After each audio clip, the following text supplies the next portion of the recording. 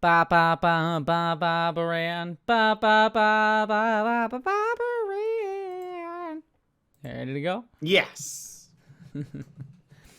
Hello, interwebs, and welcome to the Frak This podcast. I am your lobbying host, Jesse Gender, and I am joined as always by... It's Vera debating whether or not to put you singing as the actual start of the episode.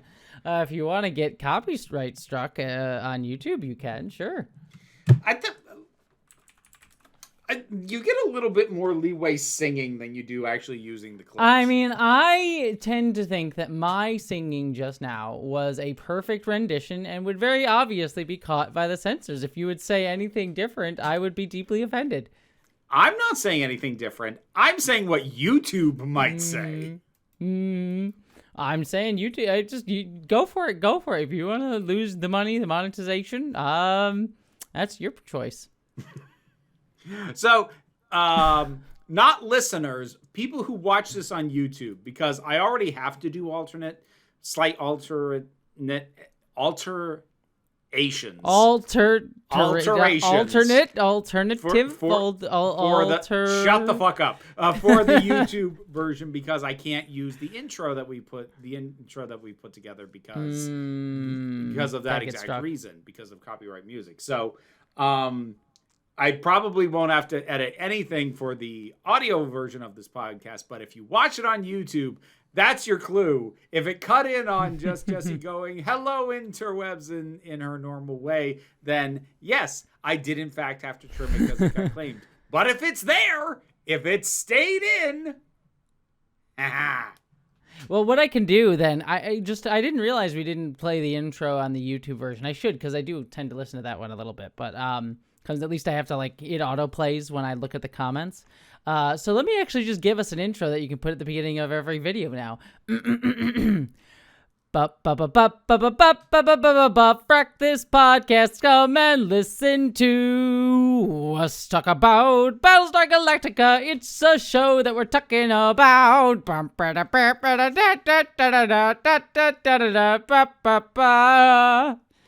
Now you should put that at the beginning of every episode.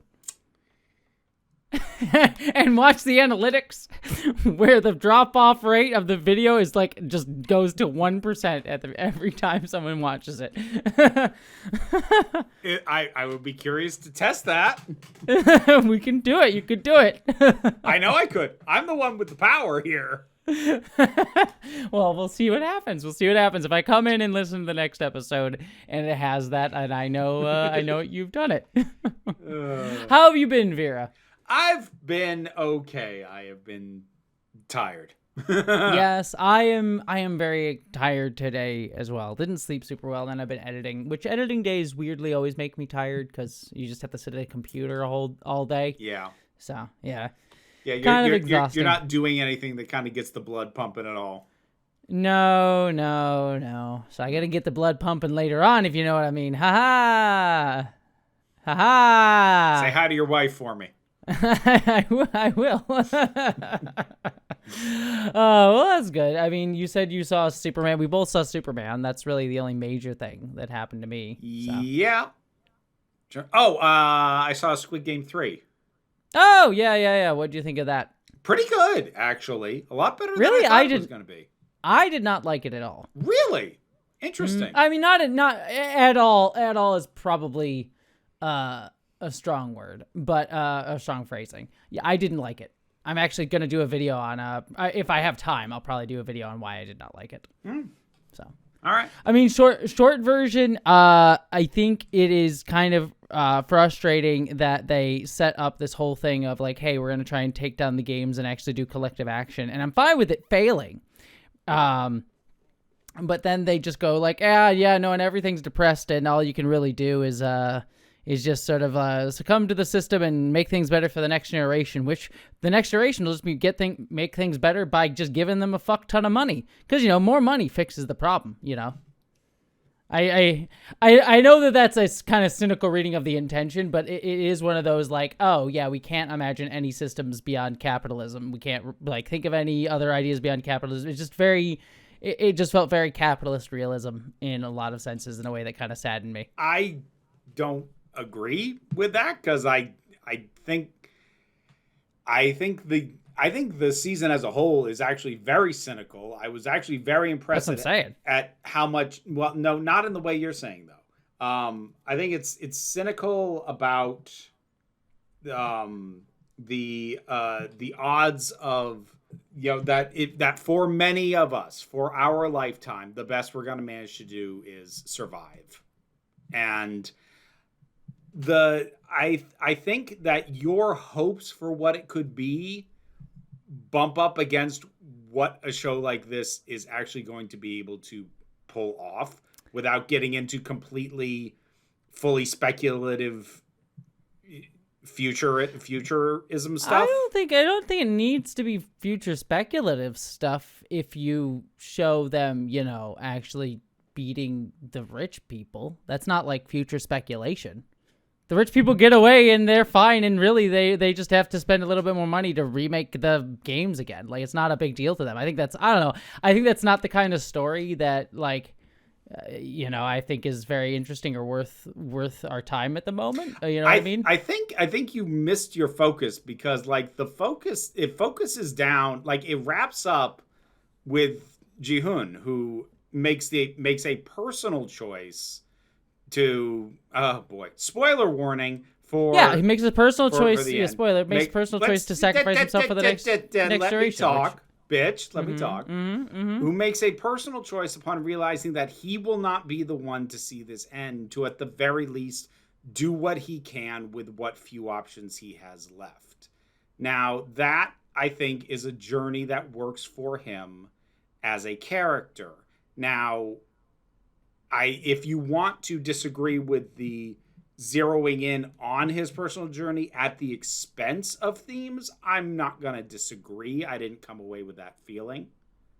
I think that ending for Ji-hoon is fine. Gi-hoon is fine. Like, I don't mind that, but I do hate it as like the ending of the show. And again, it's kind of the, similar thing that I had with Andor, where it's like, all we can do is make the future better for the next generation, but we're not ever willing to articulate what that better future could be. It just sort of goes like, oh, hey, the next generation, we can try and save the next generation, and the next generation will go on, but it's never any sort of inkling of what we can do for them. And then it sort of ends on, again, this note of like, all right, we'll give the next generation just a shit ton of money. You know what I mean? Like, in the episode ends with like both the two major kids, the baby in the games, and also the daughter of Gi-hoon, just getting a lot of money, and also his weird blood-soaked tracksuit, which was weird. I don't know why you want to give. I don't know why we want to give him like his blood or the kid the blood-soaked tracksuit, but whatever. That was just a weird beat for me. It's something I'm ending up gonna probably make a video on this, because it's something I've been seeing over and over again. Like, Doctor Who is probably the series finale, the season, I guess, series finale. The most recent season of Doctor Who's finale kind of is the most overt version of this in a bad way.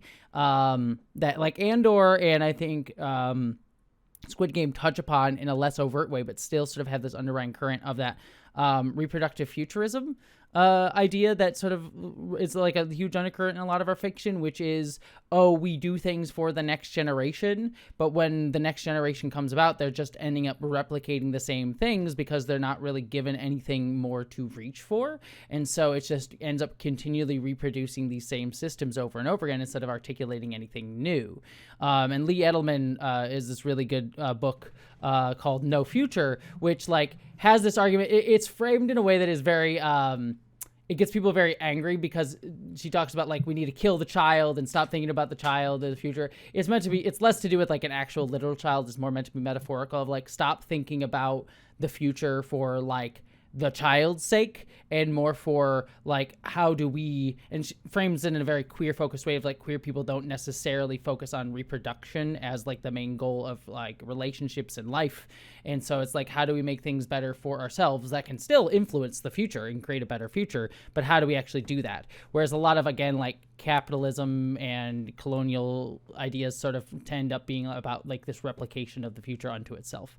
So it's just like, once I read that book, I start seeing it everywhere. So maybe I'm a little bit biased, but I really kind of have a problem. I just have a problem. Like I'm fine with Squid Game being like somewhat cynical and being like, hey, we can't beat it in our lifetime. But I have a problem with the show just kind of going, well, maybe the kids will figure it out without like giving any sort of signal at an alternative, and just going like, hey, yeah, queer people die and everyone's just going to kill themselves, and mothers are going to turn on their kids and kids are going to turn on their moms, and everyone's just going to be a terrible, horrible asshole under the system of capitalism, which again, not incorrect. Capitalism does, push those things, but like just a very cynical blah reading. Maybe in a better time I'd be more fine with it, but currently in our current day and age, I think it's a story that is deeply unhelpful and pessimistic in a way that I don't think inspires really anybody to do anything at the moment, which is kind of what we need stories to be doing. This has been the Uplift Podcast, and your daily affirmation that we're all fucked and our media is pushing us to the edge of doom. Exactly. Enjoy your Zen. Yeah, exactly. Anyways, maybe they should give me the final cut on Squid Game season 3, and I could make it a little bit better. Speaking of, though, we're talking about the Battlestar Galactica episode called The Thin Blue Final Cut, as I'm going to call it. The Final Cut's the name of the episode. I have opinions on this episode's ending, as you can tell already. You and me both. I liked the episode. Well, all right, here's the thing. I liked the episode, and then I didn't like the episode, and then I kind of pulled it back at the last minute. Yeah, I have up and down feelings on this one. This it's one of those things where we'll get to it at the end, but this episode is either deeply incoherent as like a message that it's trying to say, or very coherent in a very understated and interesting way. I don't remember which really, but I have a feeling that it's not. It's the incoherent one. We'll see. So I think, we'll get to all this, but I think the core of what it's doing is basic ass nonsense. I think the way that it does it stumbles into some good stuff. Yeah, I can agree. I could definitely agree with that. I think they ass backwards themselves into some good shit. Yes. Well, let us get into it in our recap here. We start off the episode with footage of the shooting of the Gideon massacre, which if listeners don't remember, this is back when Thai had declared martial law and sent people to different ships, Marines to different ships to sort of control things. Oh, not actually Marines. He put guns in the hands of pilots who were not trained. Yes, that's right. Correct. For person-to-person confrontation. That was the problem. Yes, in which ended up leading to riots happening on the ships, and then the pilots opening fire onto civilians, killing several of them. So, this was 4 dead, 12 injured. Yes. Well, we start off with footage of that event, which is being shown to us on a news broadcast hosted by none other than Diana Beers, played by Lucy Lawless. That made me so fucking happy. I told you that you'd like the guest star of this episode, and she's recurring for obvious reasons at the end of the episode. Well, yeah, I did. Well, even seeing that, I did double check IMDb, like, how many appearances? 16. Fuck yes. Yeah, she's in this for a good chunk of time. Oh, that made me real happy. I love Lucy Lawless. And I like that she gets to use her natural accent in this, too. That's a bonus. Yeah, I forgot about that. I still need to watch Xena Warrior Princess, to be frank. I've seen episodes here and there, but I have not seen it front to back. Xena is an odd show to watch, especially if you don't have a ton of context for when it was released. It's very 90s. Oh, I'm well aware, which is kind of why I want to watch it. Yeah. The reason, and this goes back to my X-Men the animated series problem. The reason that I can't watch it is I have to sit through Hercules first, or at least a good chunk of Hercules. I know I don't, but I do, because my brain won't let me. Vera, if I'm going to watch Xena, I have to watch Hercules. My brain will not let me. Therefore, I have not started watching Xena. Okay, see, you say that, except you were eventually, because it sucks. I now have another person who confirmed to me that the original 90s X-Men animated series is kind of shit. You did eventually jump and just go to X-Men 97.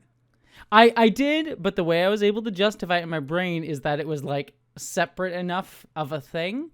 But Xena and Hercules are, not only are they like in the same production era, they have several crossover episodes that are influential on each other. Like, I do know there's a character that, like, a villain that dies in Xena but then comes back in Hercules and then just unexplainedly comes back in Xena. So, like, that's some crossover shit that I'm like, fuck, my brain will not let me not know the full context for this. Whereas, like, X-Men 97, I can kind of be like, it's supposed to be a fresh start for people. I could back-ass my brain into it. You know, thank goodness you never really got too heavily into the actual comic books during that era especially. Because, like, the number of times you'd, like, get to the end of an issue and be like, continued in issue 14 of this completely different fucking series, which was why I jumped off of comic books in the 90s. Oh, believe me, I there was a lot of that in my youth as well. I bought a lot of one-off comics to explain bullshit that was happening to me. It is a problem of my brain. I'm well aware this is a problem of my brain. It is just how my brain works. So I will watch Zed at some point. I'm just gonna have to suffer through Kevin Sorbo's fucking face at some point. Its connections to Hercules don't matter. You know the broad strokes of Greek myth. I know, but it's just watch the show about two warrior girlfriends. I'm well aware. Anyways, now that we've ranted about Squid Game and Xena Warrior Princess and my particular mental quirks, let's get back to this episode. Anyway, what show is this? What are we doing? We're staying on topic for this one. Anyways, Lucy Lawless, Deanna, is giving a report on the Gideon massacre, and she makes this ultimate point of, the Galactica crew fired into unarmed civilians, but not a single charge has been filed against anyone relating to the case. And we see she's editing this with her camera guy, and she even mentions she wants stock footage of raging Marines. So she clearly is well aware in how to frame stories as we kind of get there. But then Deanna, some Marines come into her office and say, you need to come with us. She asks, what if I refuse to go? And she's not really allowed to. So they take her away. Deanna is then in a meeting with Adama and President Roslin. Which she seems like kind of flattered to meet President Roslin, and then sees Adama and is like, oh, you're here too. I don't like this guy. Anyways, Adama is sort of wondering where she got the tape of the Gideon shooting, and she says an anonymous patriot. And they kind of have an argument where Adama argues it was not a massacre, and she says, the Marines fired into a crowd, and Adama says my Marines tell a different story. And Deanna sort of argues like, well, I've submitted a dozen interview requests. I would like to get that side of the story. And Roslin sort of brings up, well, you've been lobbying to do a story on Galactica, and we've agreed to give you unlimited access to it. Which Deanna says, that won't buy you a propaganda piece. People are angry and distrustful with good reason. And Roslin says, in some cases with good reason, which Adama sort of like gives a little, very subtle blanch at. Yeah. But yeah, she basically says she wants Deanna to tell a story that puts a human face on the officers and crew. And Deanna says, you might not like that face. And Adama says, I just want a balanced story. What they're real like. And Roslin says we need to do it now before we tear each other apart. Yeah. So we don't really get the full insight on this, but this seems much more like Roslin's idea than Adama's. Like he's clearly agreed to it, and it's clear by the end, like he does see the value in it, but he's also uncomfortable with it. I think mostly because of the fact that he knows he doesn't have control over this.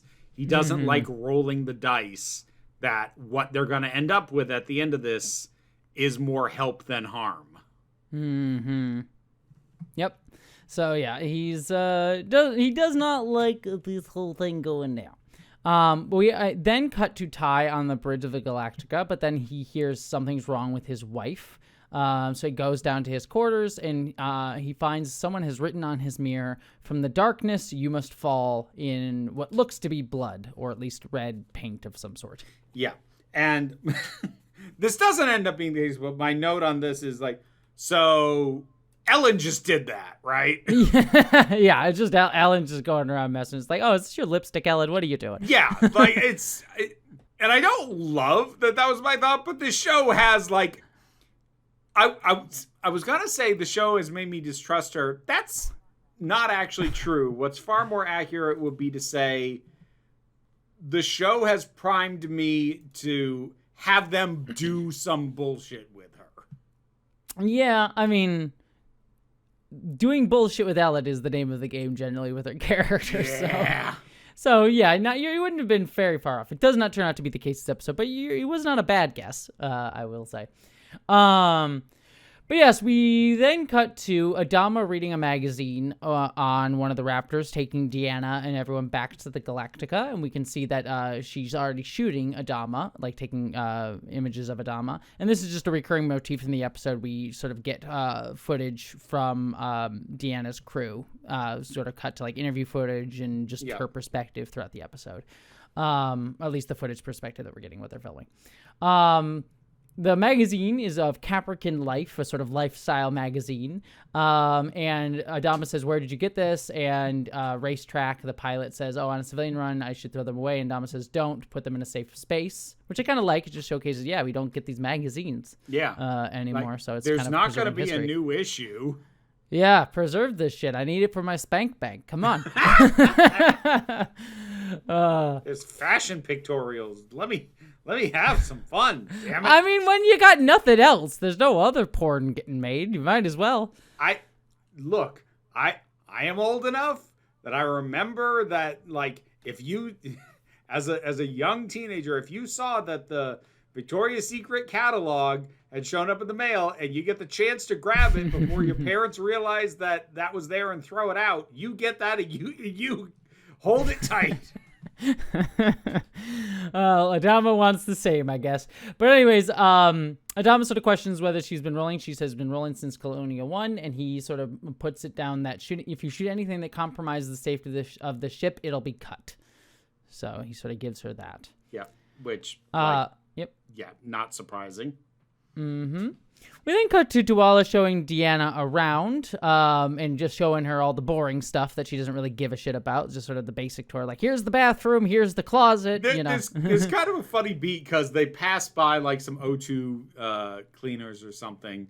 And what's the actual character's name for Lucy Law? Duala?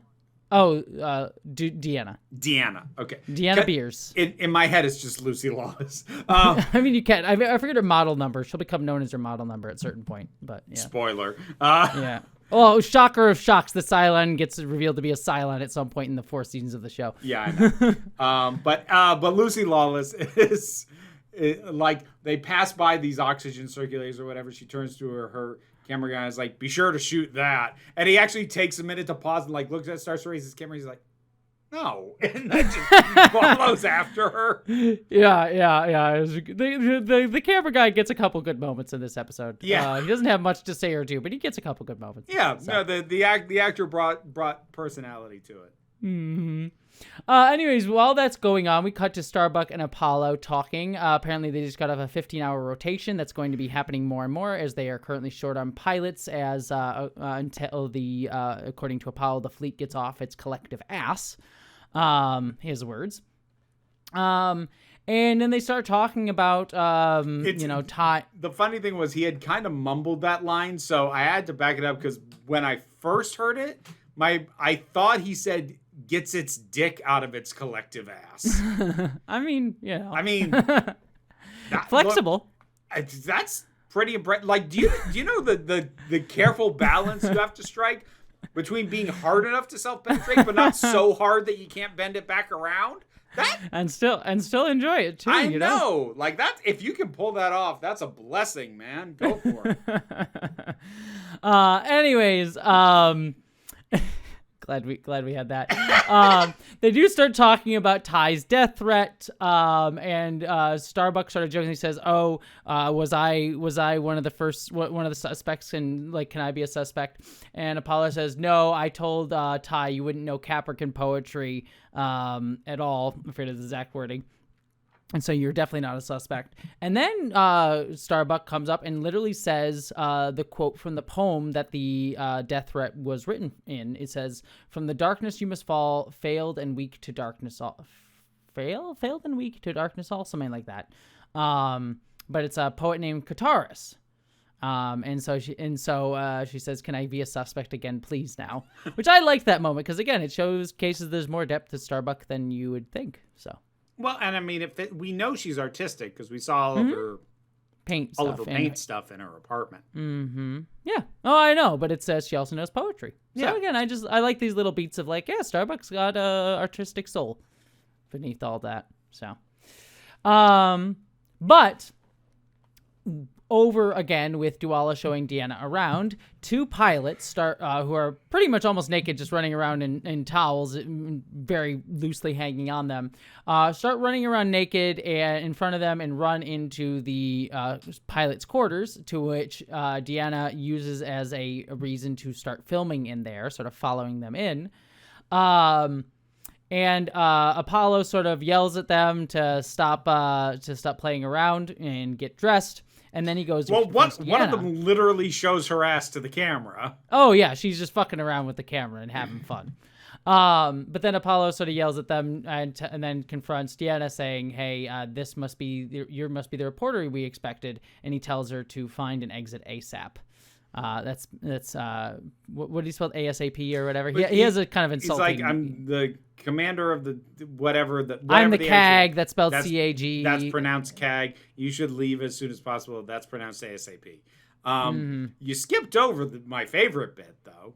Oh, where he almost drops his towel? Yes. And you can see how the guy's fucking literal V. He's they showed a lot of skin for basic cable, but what I loved about that was like he's there, holding this towel with both hands, and Deanna like introduces herself and holds her hand out to shake his hand, and so he reaches out with one hand, and so it falls off around. It doesn't fall off completely because the one hand he's got left basically holds it directly in front of his junk. But that's how we get like we get to see all the side and all the V and everything. Then he's like, but she gets this little look like, like that was her plan to get him to get one hand off it and have it fall down a bit. And Lucy Lawless is so fucking good for those kinds of looks, that kind of knowing.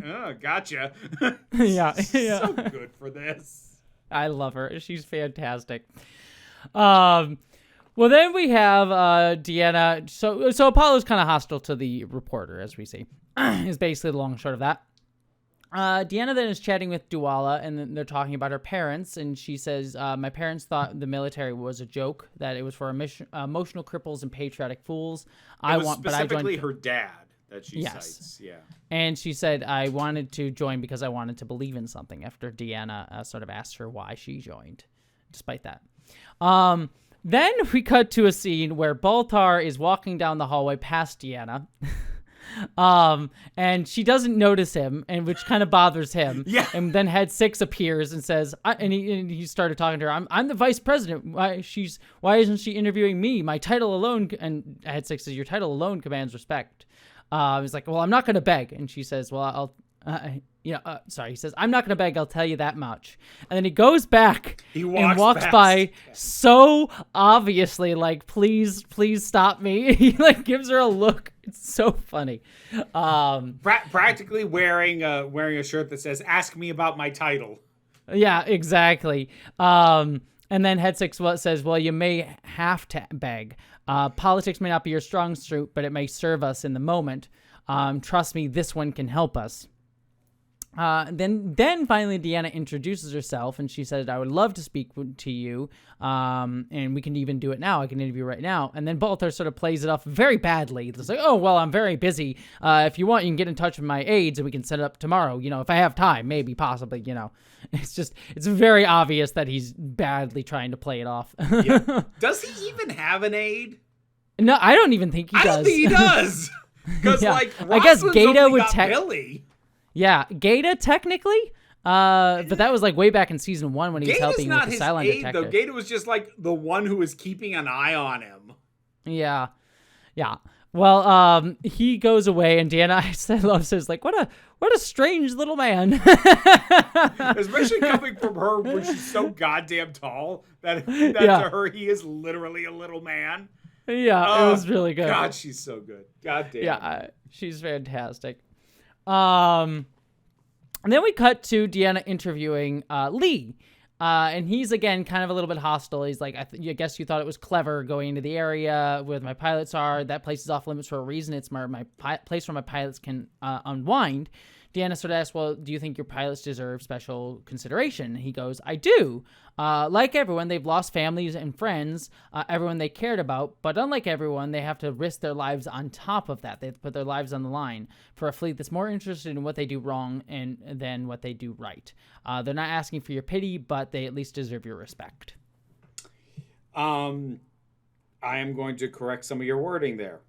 Please. It's not they at least deserve your respect. It's they damn well deserve your respect. I wrote that down because, like, oh, you worded that like a complete douchebag, didn't you? Again, Lee being a douchebag. I am full on Lee as a douche train. Yeah. Lee's kind of terrible. But yeah, so this is kind of our first hint of the line that this episode is going to try and walk. Because what it's trying to do is to have an acknowledgement that, like, yes, these are people. They're not perfect. They're not, and we're going to see, like, people screw up, people snap, people whatever. But because of what it is that they do, and because in this specific set of circumstances, they don't get relieved and they don't get time off, that we just have to accept everything else. And it tries to walk a line of a very thin one. One might a thin say. blue one, indeed. Yeah. It's debatable whether the very, very end kind of takes the curse off of where it lands, but up until like the very last thing in the episode, it, I would say, fails at walking that line, except it is at least possible it did that on purpose. I don't know. Again, this gets into the point of this is either a very coherent episode or a very incoherent episode.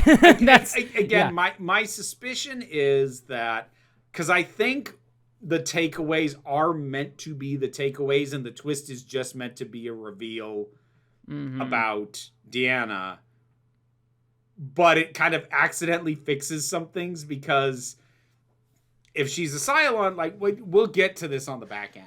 But yeah, because I do have thoughts on this that I do want to talk about. That I don't disagree with what you're saying, but I'll have deeper thoughts than what you're saying. But yeah, the short version is, if she is a Cylon, it does immediately bring into question everything she does. Yeah, in a way that helps, because otherwise it's being played straight. And it's like, Yeah.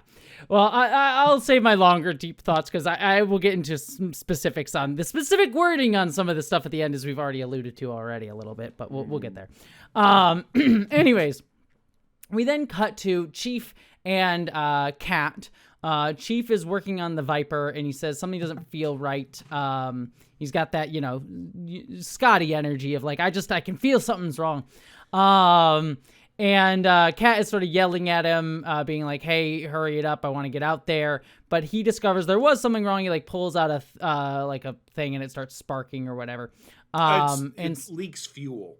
Yes, and which is clearly a sign that something's very wrong. And so he's like, I just saved your life, but Kat starts yelling at him, calling him a knuckle dragger. He's like, this knuckle dragger just saved your ass. And all of this is being recorded by Deanna. And Starbuck comes in and breaks it up, and Starbuck yells at Kat, who yells at her, and then Starbuck tells her that she's taking her off rotation until her head is rewired, is her exact quote.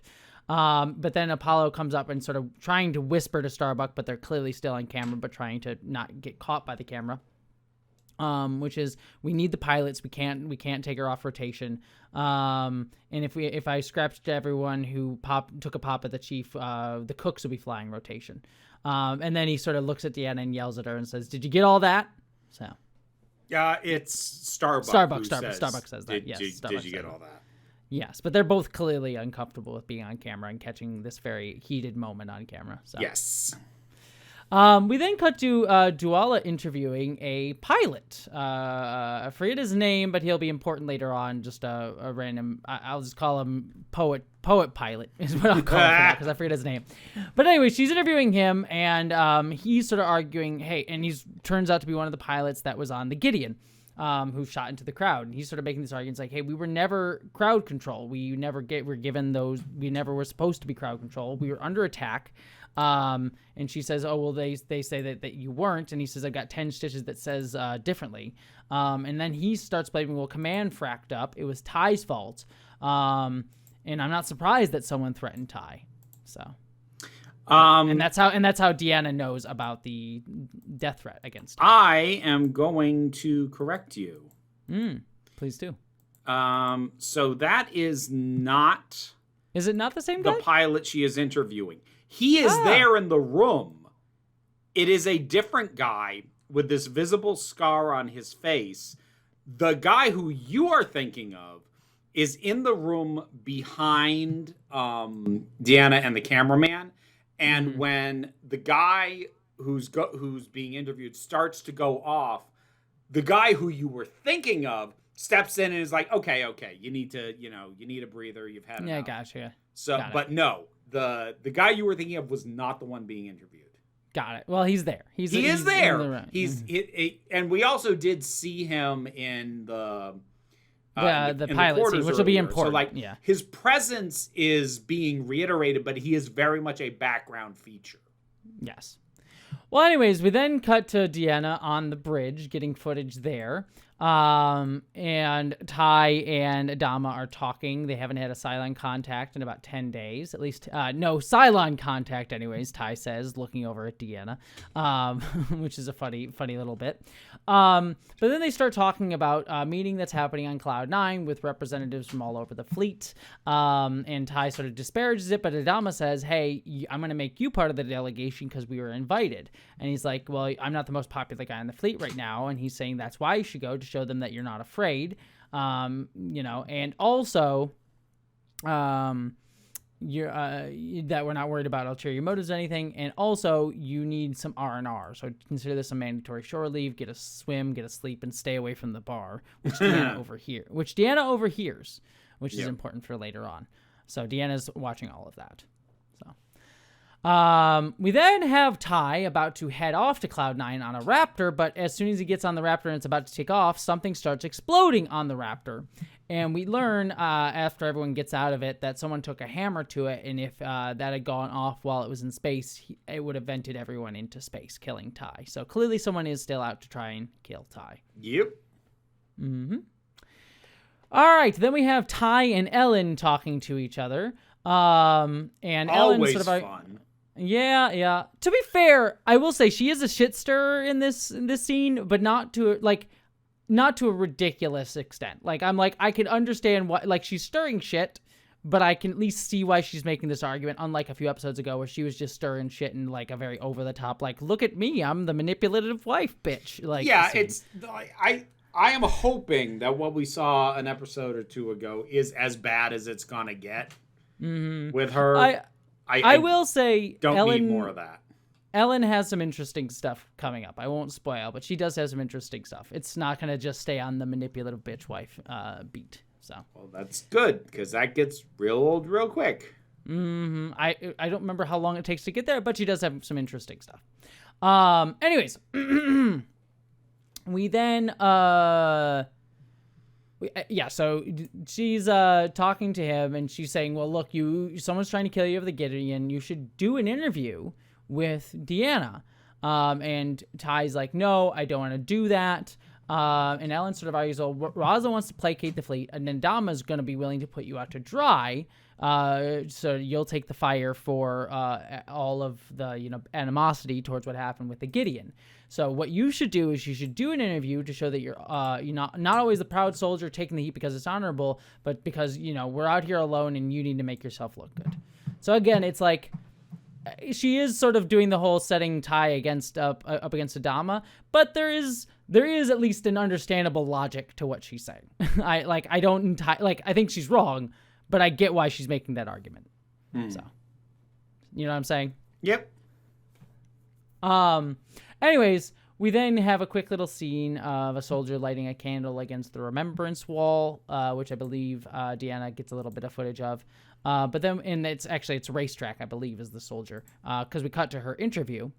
And she's being interviewed, and she says, I assume I'm already dead when I go out there and pilot, because dead men don't freeze. And I sort of see it as hell is a lonely place, and I'm going to fill it with every toaster that I can find. Which struck me as an odd statement because, I have no doubt she doesn't mean this, but that does imply that they have a soul to go to hell. Mm-hmm. Yeah, it does. I was thinking about that as well. I don't know. I feel like that might be... I feel like the show is probably doing that deliberately. I don't think the character is, but I think that's just kind of probably a deliberate choice on the show. Yeah. You know what I mean? Because they've been playing with, do they have souls or not? So there's an underlying bias there. Yeah. Which I kind of find interesting. Anyways, we also then cut to an interview with Hilo, who says, you try to turn off the human part of you when you go out into the field because that's what gets you killed. But when you're in the field, it's not that easy.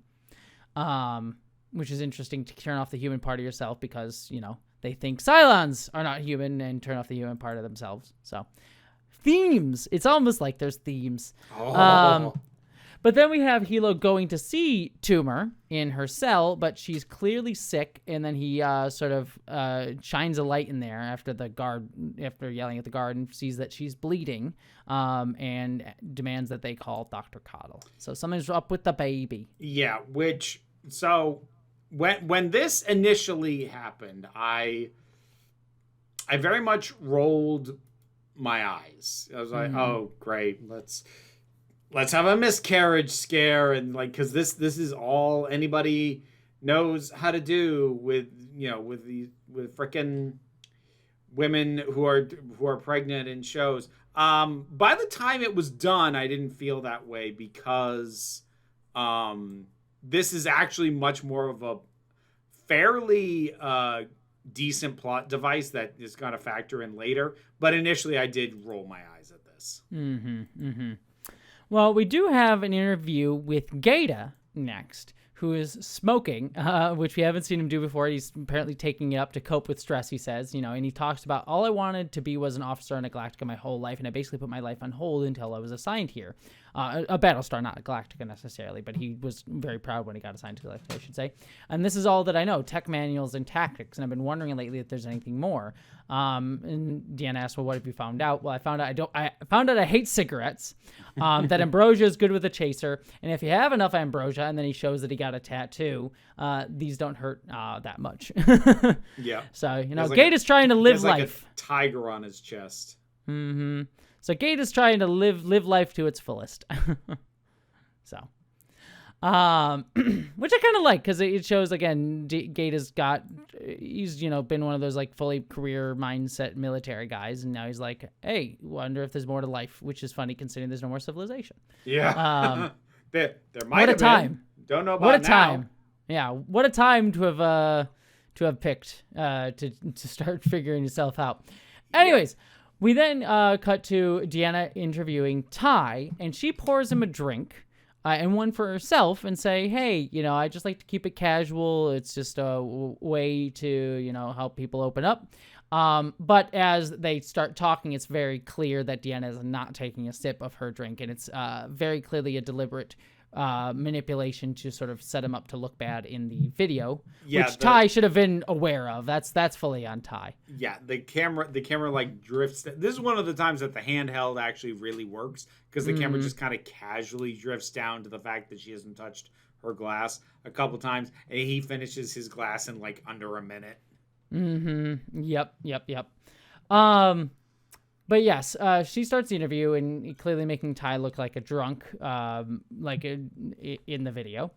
But yeah, Ty sort of argues that I did my duty. I was, there was a number of controversial actions taken. I made a military decision. I'll do it again. I have no regrets whatsoever. And he also denies the death threats that were against him. Said there's just rumors. But then he sort of realizes what's happened, and he knocks over the glass and he says, "You're trying to set me up." And Deanna starts arguing, "Why was there no investigation?" But Ty shoves her and says, "Get out of my way."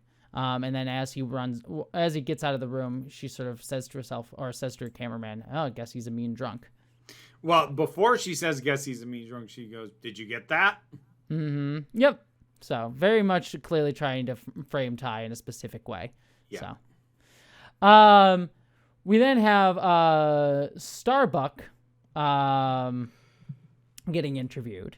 And, she's asking Starbuck about new pilots. What she sort of asked, what do you look for? Let's frame this properly, because this isn't a standard interview segment. She walks in on Starbuck wailing on the punching bag. And Starbuck does not stop wailing on the punching bag to answer questions. Yes. But yeah, she says, in a new recruit, I look for coordination, good reflexes, commitment, and someone crazy enough to follow me into combat. So, yep.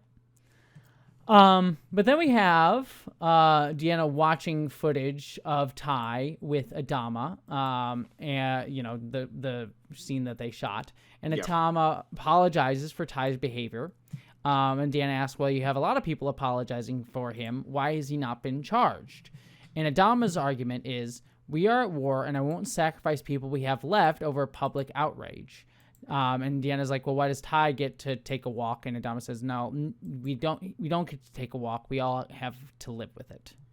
So this is the angle that almost works. Mm-hmm.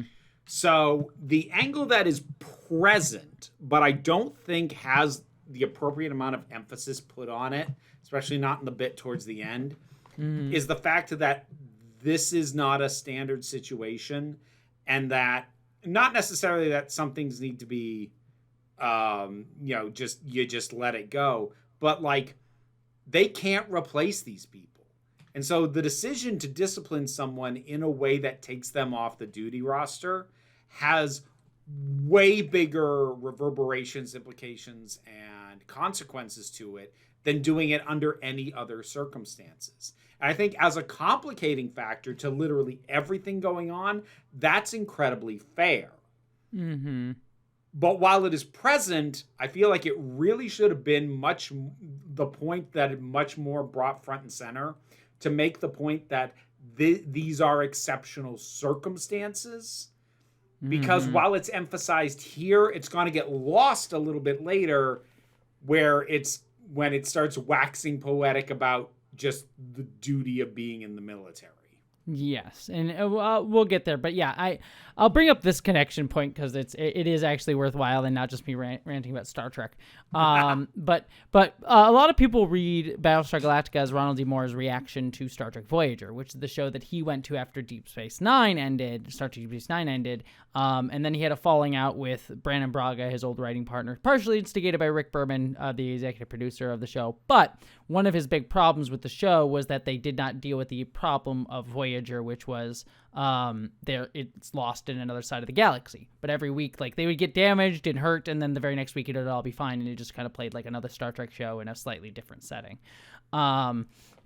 And not actually dealing with like these are extreme circumstances.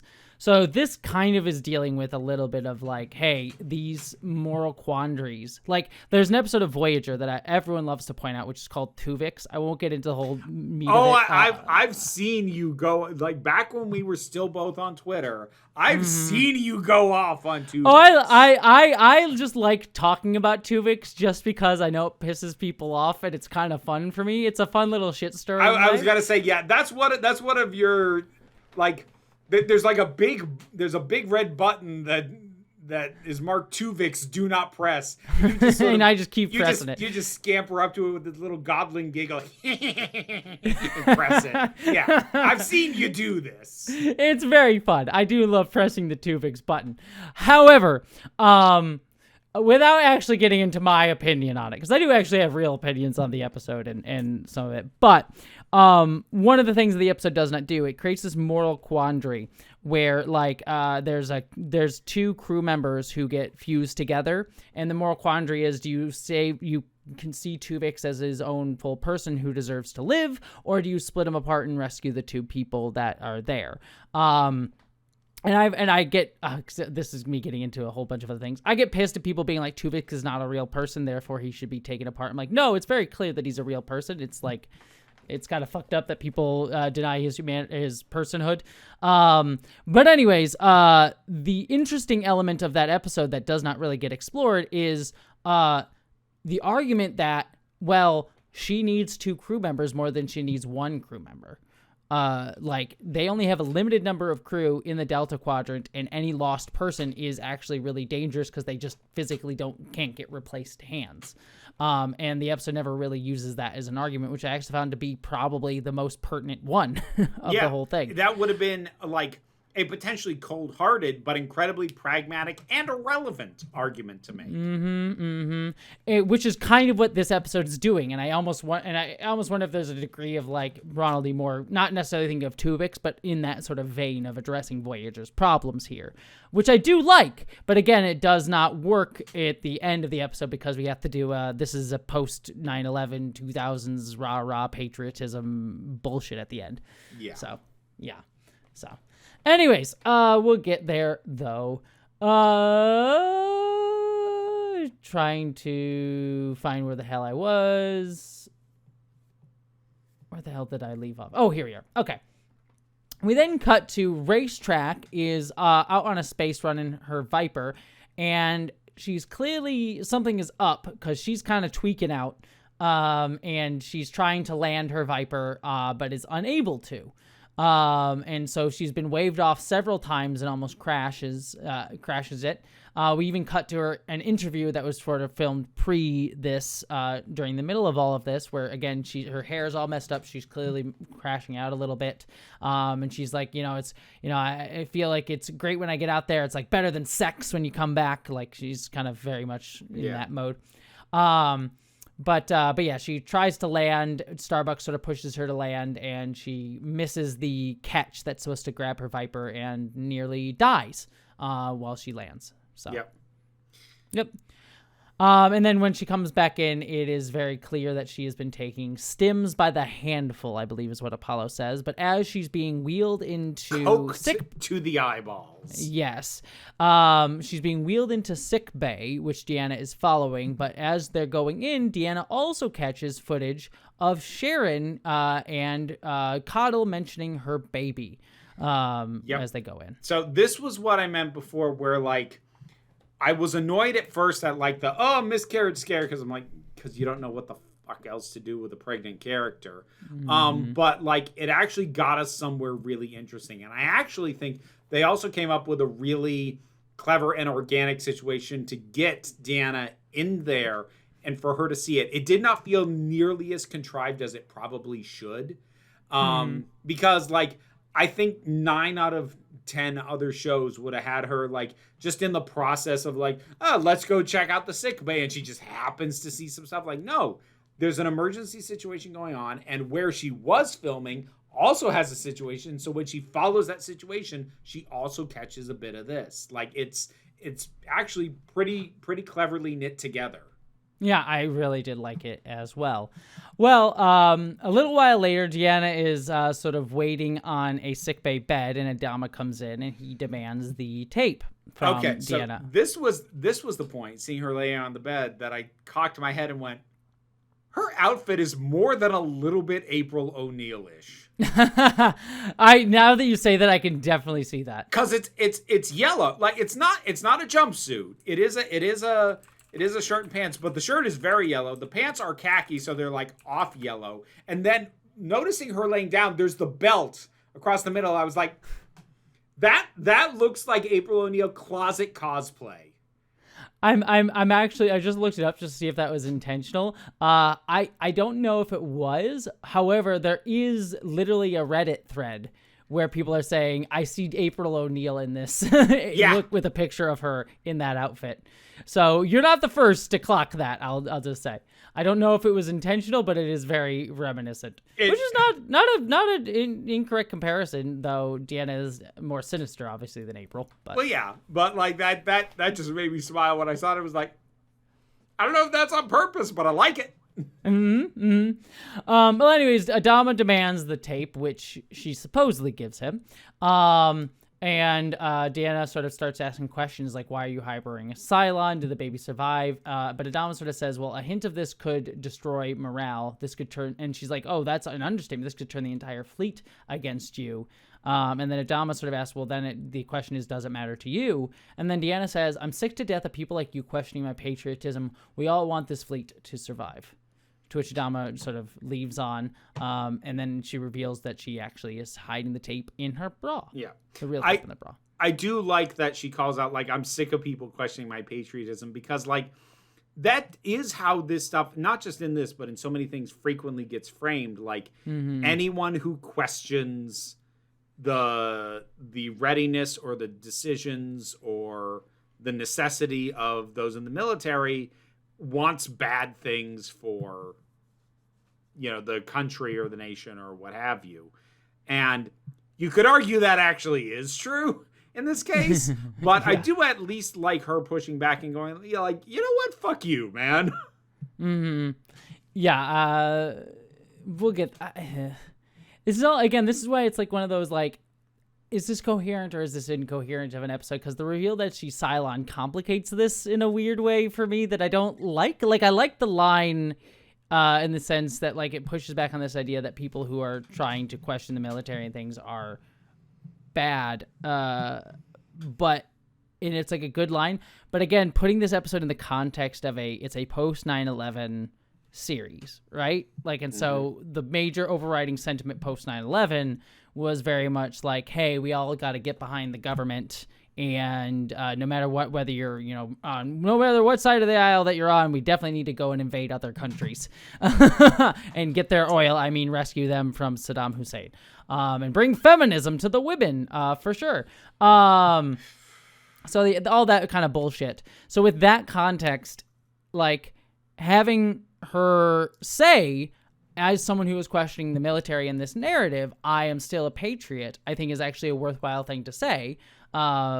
Like, not that I'm necessarily a patriot myself or anything. I don't really love the United States as a thing, as a nation. But, like, the point being made here is, like, man. This place yeah. But the point ultimately being made here is, like, hey, journalists who question this narrative that, like, hey, we have a right to go and do whatever we want as the U.S. military, they're still patriotic and they still believe in the values of the country. So I like that line. But then when it turns out that is not the case and she's actually a Cylon who is manipulating everything, then it sort of frames the press as like, oh, no, they actually do want to try and tear everything down, which is weird. It's a weird confusion. Yeah, except, and again, like, we're going to get into all this, except that, like, that reveal happens after we see what she ultimately produced, which is just propaganda. And given the proximity of the reveal, you could equally argue that what is being shown is that unquestioning propaganda is actually against the interest of the nation. Yes. Don't disagree on that point, except for, I think they make a point of, don't they say in the final scene, we'll kind of get there, but don't they say in the final scene, like, she did the propaganda piece because she needed to get away with the more important footage? And I think that was, like, the argument that they were making. Like, she did, I might be misremembering, but I believe there was, like, a line of, like, we did the propaganda piece. Keep going. I'm going to pull it up. Because if that's the argument, then I'm like, you know what I mean? Yeah. But I guess I'll just wait for you to figure it out, because it kind of is going to inform. I'm trying to remember what the line here. Let me look into it. Nope. Oh, I guess not. No, I think where you got your wires crossed was they do mention, like, a sacrifice that was worth being made, but they say that in reference to the Raiders that were sent and get destroyed, and we haven't gotten to that point yet. So I think you heard that and thought it was in reference to the propaganda piece. Yeah, so it's not in reference to the Raiders, which then actually does mean that it was fully the intention to do a propaganda piece, which would mean that doing a propaganda piece is actually in the best interest of the Cylons, not the nation, which then would argue. Okay, so that actually kind of fits. That fits better. So okay, that works better. That it is arguing that doing a propaganda piece is actually bad. Okay, good. And also with the way that God, we are kind of jumping to the end. And I know it frames so much of the whole episode. It really does. But with the way that the other Cylons react to seeing that, they seem pleasantly surprised, which would lead me to believe that confirming that Sharon was there and alive was not the reason Deanna was there. That was a lucky break. She was there for what she was already doing. So, okay, then it does kind of read more coherently in my mind, because that frames it as no, actually, doing a propaganda piece is bad, actually. Yeah. So, okay, I like it better then. All right, we'll get there. The people who are happy that they made a propaganda piece are the ones out to destroy everything, maybe propaganda sucks. Okay, that does make this episode a little bit better for me. I misread that. It's funny how one line can change your entire reading of the damn thing. Anyways, we then cut to Baltar is about ready to get an interview with Deanna, and he's sort of talking about it's a hard job, as part of the civilian government, Sorry, I'm jumping around. My notes on this episode are very incoherent because there was a lot of quick jumps around. So it wasn't the episode that was incoherent, it was your notes. To be fair, I tried to take notes on every goddamn scene, and this is one of those episodes where there's an interview that cut away for 2 minutes, and then I have to write a whole bit of notes, and then it cuts away to another thing, so it just makes it harder for me to make coherent notes. Anyways, but yeah, Baltar is sort of trying to ingratiate himself with Deanna, basically saying, as part of the civilian government, I've had no reservations about my doing this job. We're all just doing our jobs here.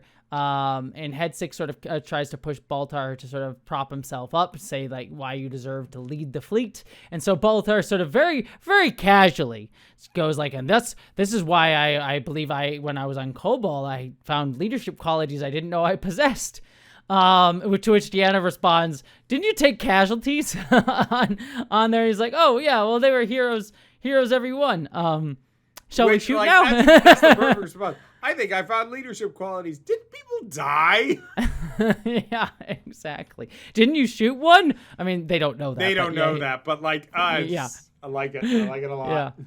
Yeah, it's great. But as they're about to start the interview, an alarm goes off saying incoming Cylon raiders, to which Deanna and the cameraman rush out of the room, with the cameraman going down to the Viper Bay and Deanna going out to the bridge, and Baltar's left alone in the room going, well, that's showbiz.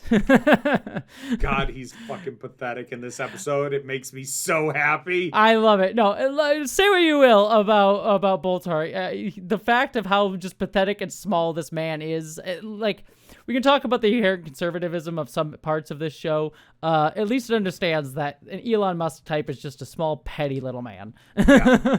Oh. So, love it. Love that. Anyways, we then get a quick little scene, which is I just call everyone's being competent scene. Two Cylon raiders come and attack, and they send Apollo and Starbuck out to take them down, and Deanna and everyone, the camera guys, filming all of this. I do like the way that it's filmed, though, in the sense that we don't see Starbuck and Apollo fighting the raiders. We kind of stay from Deanna's perspective, which is just listening to everything over the radio. We sort of get everyone being very silent on the bridge as they listen to Starbuck and Apollo talk, and as soon as they hear that they killed the Cylons, Adama goes, yes! And they bring them in. Deanna does ask a couple times during the attack some questions of Duwala of are you scared? Should I be scared? And she says yes, I am. And then asks at the end does it ever get easier? And Duwala says no, it only gets harder. So they get those little beats. Mm-hmm. interspersed throughout that, we do get a quick little interview with Duala, just sort of cutting back to her interview from before. And she says, the last time I saw my dad, things got heated and said I never wanted to see him again. And then I think it was like 2 months later, that's when the silent attack happened. So she never got resolution with her dad. Yep. Sad face. Daddy issues. Yeah, well, cameraman asks Apollo a question, and was this good? And Apollo says, we didn't lose anyone. That's a good day. But then Ty goes into his quarters. We sort of jump around, and we find Ellen is tied up on the ground.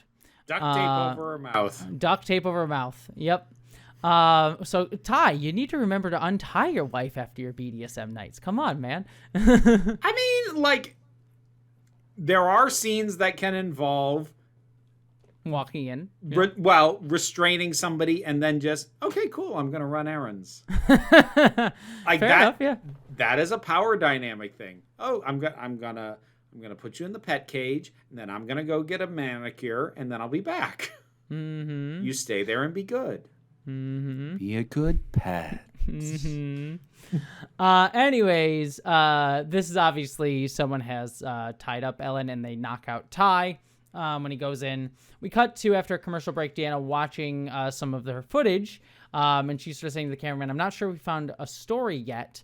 But then as they're going through footage, they see a poetry book by Kataris, the same poetry that was left on Ty's mirror earlier, on the pilot that we had mentioned before, the sort of one pilot in the background of things. And what I like about this, and what helps it not be a cheat, because oftentimes this innocuous character in the background, it was them. 9 times out of 10, I'm like, oh, fuck off.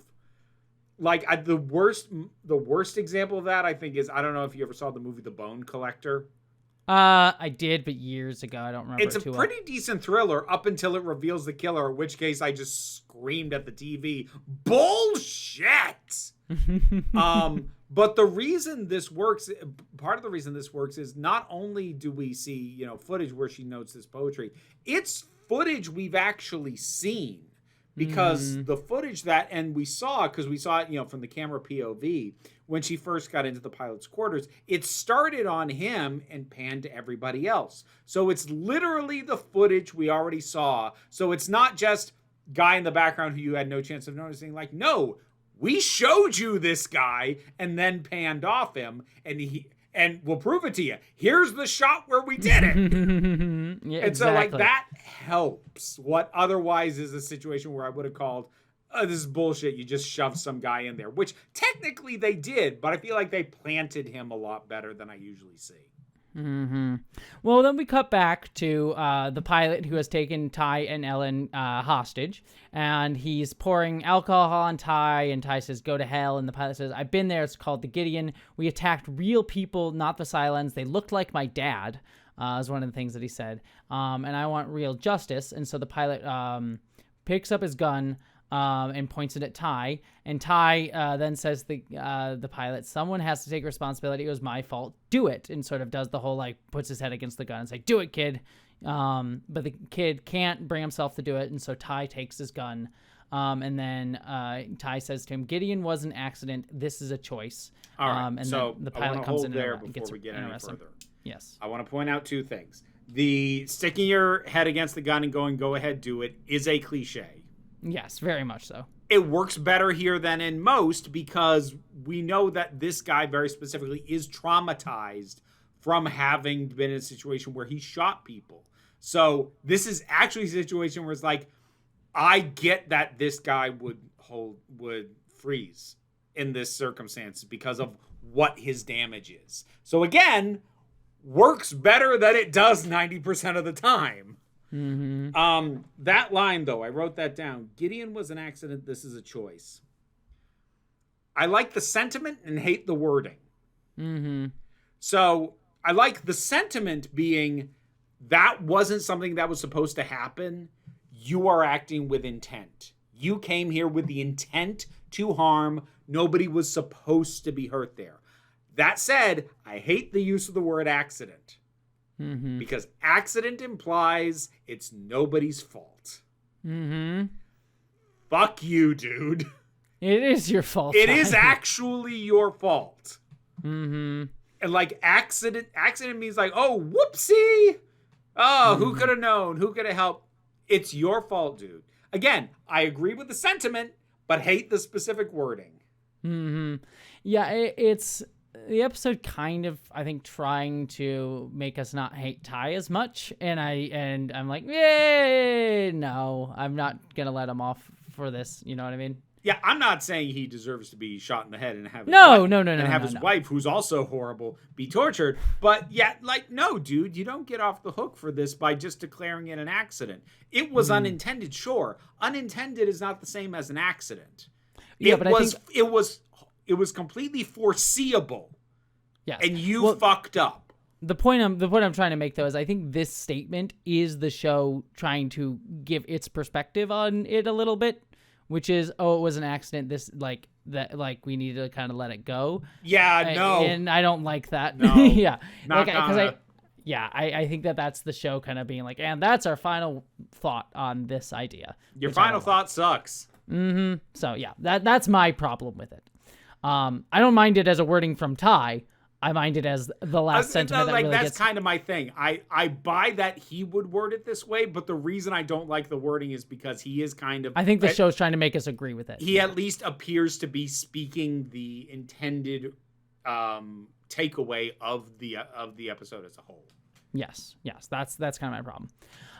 Deanna comes in and gets footage of all of this. She gets right in his face as he's like on Ty's face as he's untying Ellen. He's like, "Can you get out of my face?"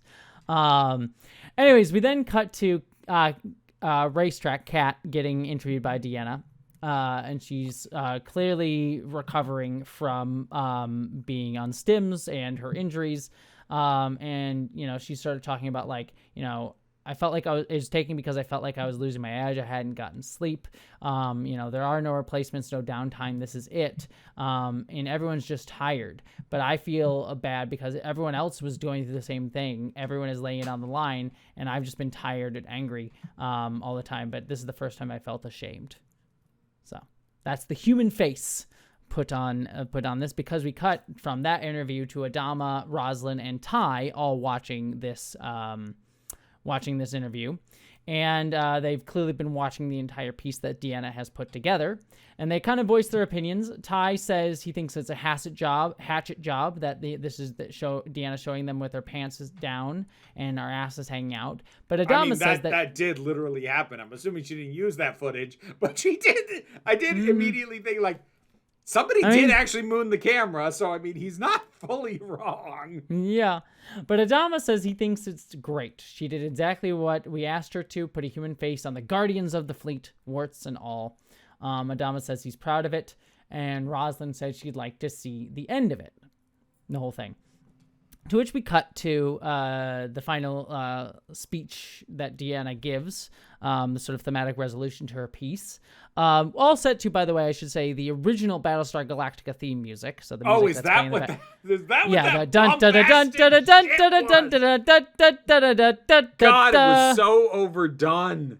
Yeah, well, that's the original Battlestar Galactica theme music. Shit. So that's what that is. So, which. Now, looking at, now I have a better read of the final scene, I do kind of like that recontextualization of, hey, look at that bombastic original theme music is used for propaganda. So it's kind of interesting there. But yes, she literally gives this big speech about, I thought I knew the story coming in, of an arrogant military just doing what it wanted, but the truth is more complex. They're not Cylons. They're people, deeply flawed, but deeply human. Perhaps that's the same thing. They never give up. Never surrender. She doesn't say that part, but they're just doing their jobs every day with no hope of ever laying down their burdens, no relief troops. They are the, quote, thin blue line, which is a quote the episode uses. Yes. So let someone else protect the fleet. I don't wear the uniform. Most of us never will. Well, let's back up because you skipped part before getting to that last. Sorry, I think I just wrote down the thin blue line 3 times in my notes. I think I might have missed the rest of that section. You had a little mini stroke over that one. Yeah. So she says there was a statistic that Lieutenant Gaeta told me, which was that nobody on the Galactica has resigned. And that for everything that they are going through, none of them have asked to be taken off the roster. And I couldn't have done that. But then again, I'm not someone who's ever put on the uniform. And that full context was kind of important because, again, it starts with an interesting thing that could go somewhere, but then ends. I mean, like, you want to know what this whole thing reminded me of more than anything is the monologue from the villain of A Few Good Men. This is Jack Nicholson's Colonel bullshit. This whole notion of you're not one of the troops. You can't judge because you're not a Marine, so you don't know. So get out of my face. Yeah, which again, it's a propaganda piece. We've been talking about this, which again, now that I read that final scene better, that I didn't misconstrue that one fucking line, I actually don't hate it as much as I did before. Because again, it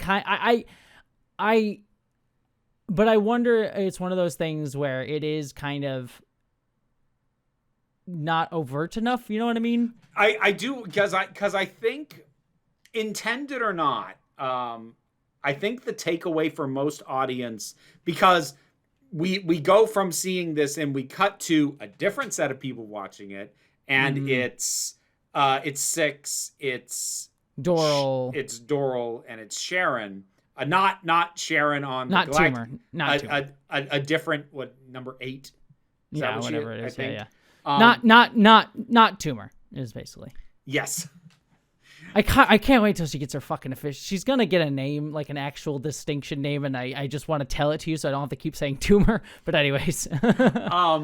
So they're watching this, and then they ask to see the cut footage. And that gives us the footage of Sharon with, the baby stuff, and like, oh, and like the Sharon who's here is like, oh, I'm still alive, and then switches to like she's still alive. And the baby is too, they ask like, is the baby okay? Yes, yeah, the baby's okay, and that's where they have the line about the sacrificing of the raptors, and then the camera pans down, and I'm glad they did because my immediate question was, how the fuck did these people have the cut footage? But then it pans down to reveal that Deanna is a Cylon. And the thing is, I think my somewhat discomfort with this is I suspect that many audiences' takeaway was just, holy shit, there's a new Cylon, and not really examining the full ramifications of that. And it's also possible that the writers of the episode itself weren't treating it as anything more than a cool reveal.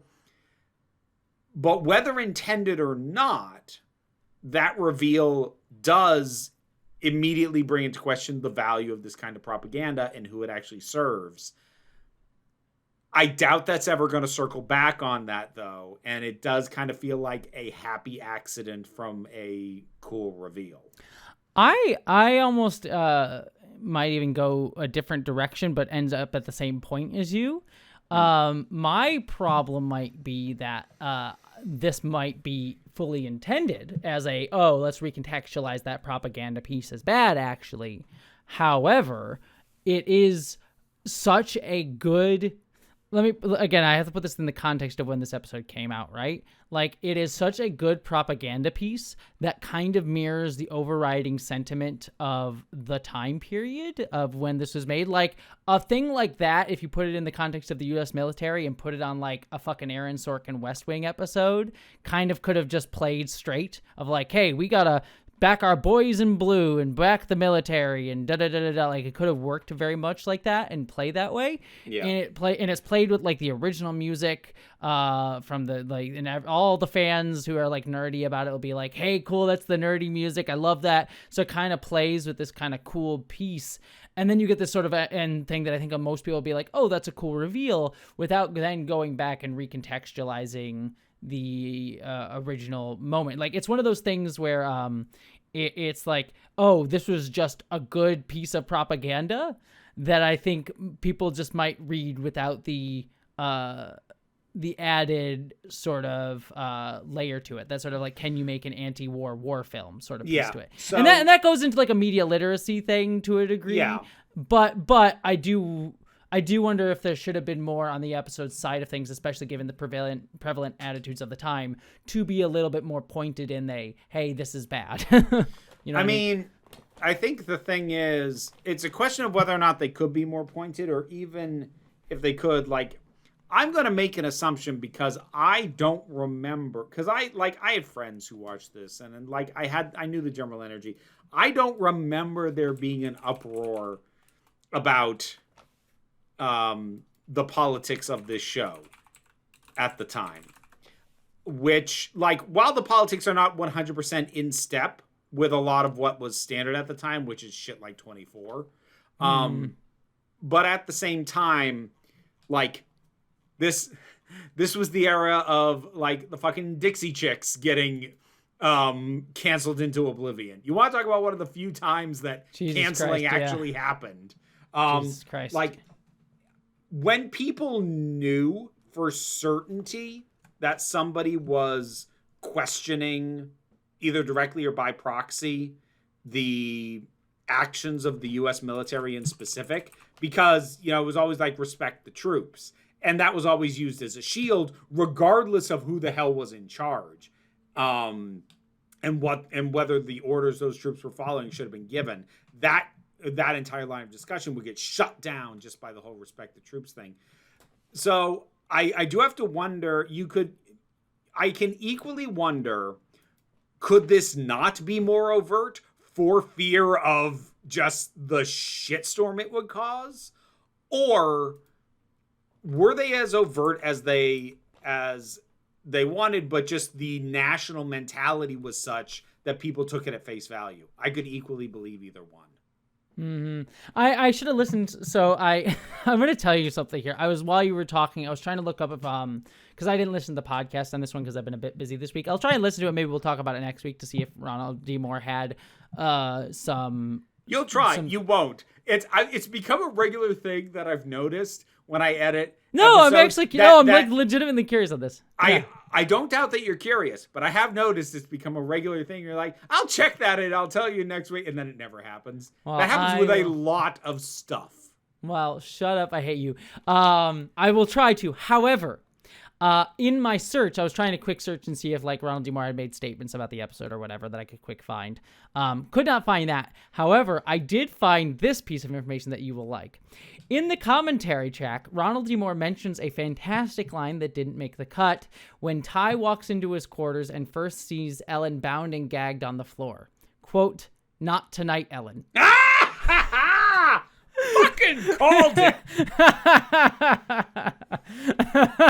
So, yeah. Like, I wish they had kept that in. I don't know. I think they might have been right to cut it. I'm not. Yeah, it probably would have ruined the mood. But yeah. I think it would have ruined the mood, and, like, having her actually in peril played as a joke.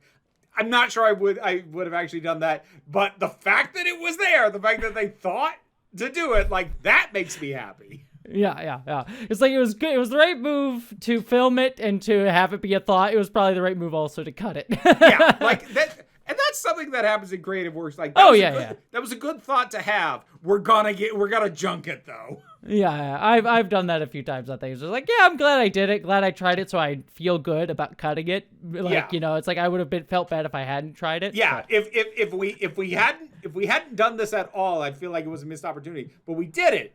And now I'm deciding not to use it. Yeah, exactly. The creative process, everybody. Well, anyways, yeah, it's an interesting ending. I'll try and listen to the podcast. I will try and see if I ever bring it up next week. Viewers, hold me accountable. Get in the comments, as as Brendan would say. Brennan, not Brendan. Brennan Lee Mulligan would say. Anyways, that's the episode. Anything else on that final scene before we go into... I really don't have spoiler-minute thoughts on this one. I mean, the only big thing is just talking about Deanna, and that's better to save for later. So, okay. Yeah, what did you think about the episode as a whole? It's pretty good. It has its waffly moments, and it does have kind of the inherent nature that, like, when you recreate propaganda, even in an attempt to critique it, you are still speaking in the language that pushes these ideas. Mm-hmm. And like, I don't like to beat the media literacy is dead drum, and I like to try and respect the intelligence of the audience, but also I was around at the time. So my gut instinct is that the actual critique, if it was intended, went over people's heads. Mm-hmm. Yeah, I mean, now, like, the show it's one of those weird things where I think the show at the time was being viewed as a progressive show in the sense that it was being much more critical of post 9/11 policy in the United States. But how progressive is really the question, you know what I mean? Yeah. So I don't know. I would err on the side of they probably did have an intention to be critical, but I don't know if it went over people's heads. I'm probably sure it went over people's heads at the time is probably the side I would lead on. So yeah.